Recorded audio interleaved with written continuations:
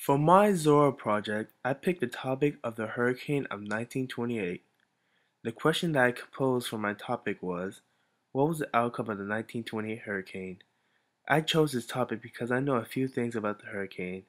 I used to drive by the burial site on Tamarind Street, where they buried all the African Americans. I personally wanted to research this project because I always wanted to learn more about that tragedy. Through my investigation on the hurricane of 1928, I analyzed Elliot Kleinberg's speech on what he knows about the outcome. He's the author of Black Cloud, which talks about the hurricane. I observed his speech of the 1928 hurricane, and what I heard was astonishing. Back in 1928, the area that was drastically hit was mainly in Belle Glade, Pahokee, and Okeechobee. In 1928, people who lived in Palm Beach County thought that the Category 4 hurricane wasn't going to hit them. But by the time the people in Glades knew that it was too late. The hurricane was going to hit in 12 hours. By the time it hit, it destroyed all of Belle Glade and took out the dike that holds the Okeechobee River Lake. The lake quickly flooded in the Glades and causing millions of damage and killing up to 3,000 people.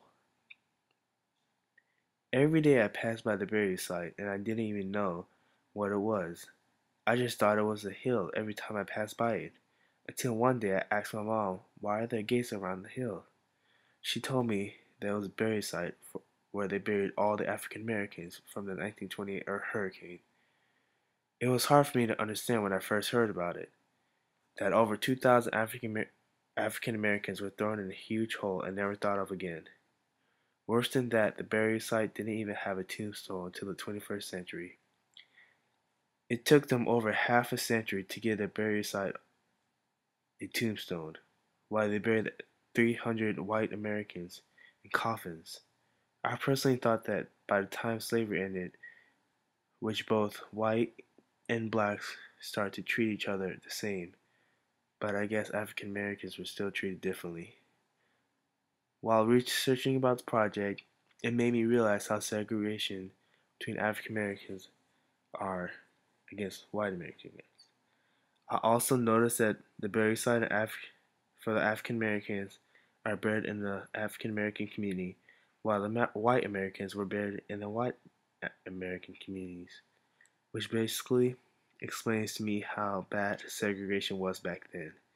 Based off my research about the hurricane of 1928, I learned a few things about the African American history, but most of them I already knew. I'm guessing the reason why for all of this was the culture of Florida back then. Since Florida is a southern state, there was a lot of racial segregation back then. But that was a long time ago. Florida today has moved on and changed a lot than it was back then. Today, Florida is no longer segregated in schools and communities. African Americans are allowed to be in hotels and cafes. Also, they are allowed to stay in cities even when it gets dark, which shows the progress which Florida made throughout the 19th century.